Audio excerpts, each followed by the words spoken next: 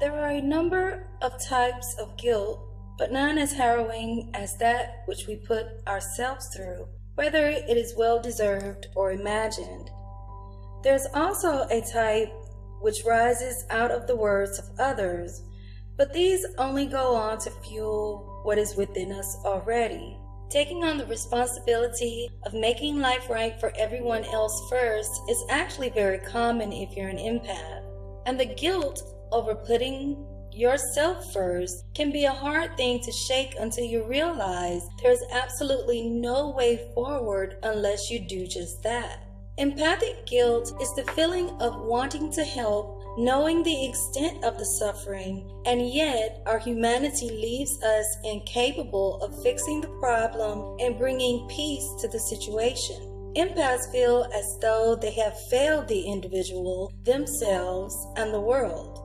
They then start to feel burdened with a gift that shows them so many in need, but is paired with a body that cannot accomplish it all. This guilt can turn into self-loathing, wondering if something is wrong with them, wondering why they lack the capacity to help everyone they wish to help, burning out as they try, and wallowing in frustrations about these shortcomings. They are left asking why they have the ability to feel it without the ability to fix it. This empathic guilt, if left unchecked, can be detrimental. It can send one into a spiral of depression and poor judgment. It also leaves them exposed to those who wish to take advantage of that guilt, opening them up to abusive relationships and friendships, furthering the degenerative emotional cycle. The truth is that empaths are not responsible for, nor should they attempt to fix all of the suffering of which they are aware. It is simply impossible. Instead, we must recognize that we have the awesome ability to feel what those around us feel, making us amazing at helping the people we can. But it's incredibly important to recognize our own limits as human beings and not beat ourselves up for those limits. The empath's capacities to help others are phenomenal and should not be diminished. It can be so easy to look at all the areas in which we fall short, to see everything we cannot do and cannot fix, but we also need to take the time to reflect on what we can do and have done. Every small act of making things better counts for something. We may feel deeply the perils of injustice around the world in humans, animals, and plants, but offering a hug to a suffering child or lending a listening ear to a person in need is enough. The things you do are enough, no matter how much it may feel like they are not. Your actions and abilities are enough. You are enough.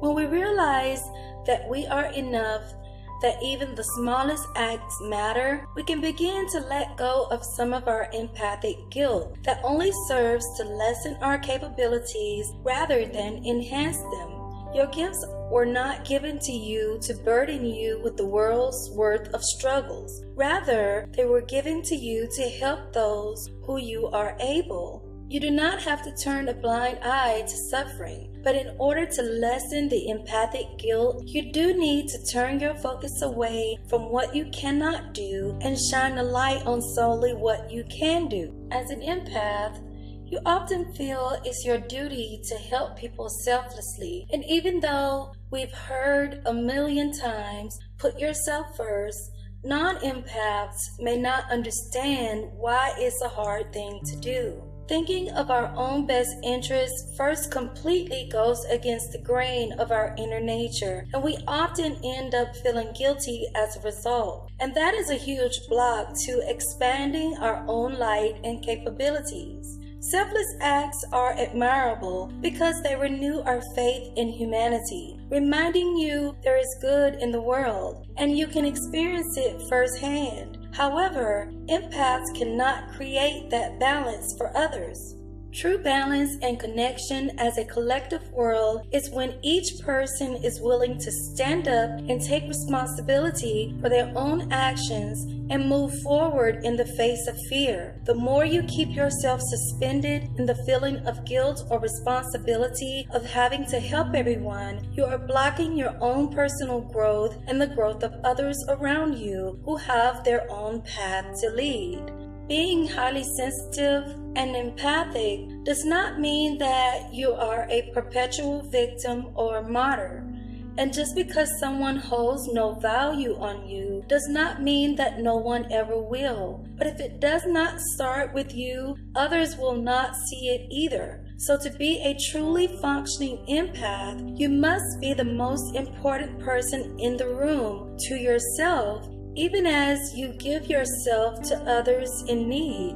Otherwise, there is no balance, and the one who will perpetually suffer is you. This is what is meant when one says they live in their own personal hell, or that they feel like a bird in a cage. We, each of us, determine how others see us. We choose this by how we see ourselves.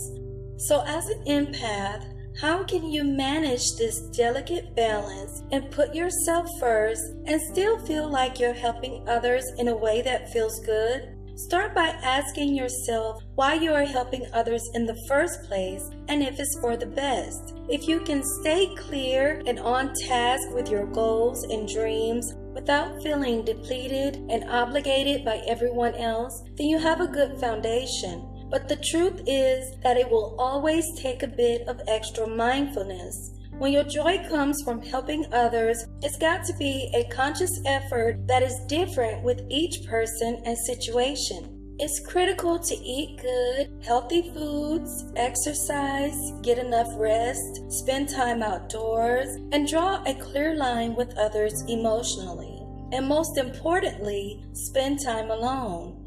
It's not being rude or selfish. It's critical to your own personal health and well-being. Forgiveness and acceptance of self and forgiveness and acceptance of others are essential to self-esteem. Letting go of the past, not holding grudges against oneself and others, guilt, fear, shame, anger, and all of the other emotions which hold us back from living in the now and growing as people as well as empaths. Empaths are unique and special, but the world does not rest on your shoulders. Each person has their limits, and learning yours will lessen your feelings of guilt.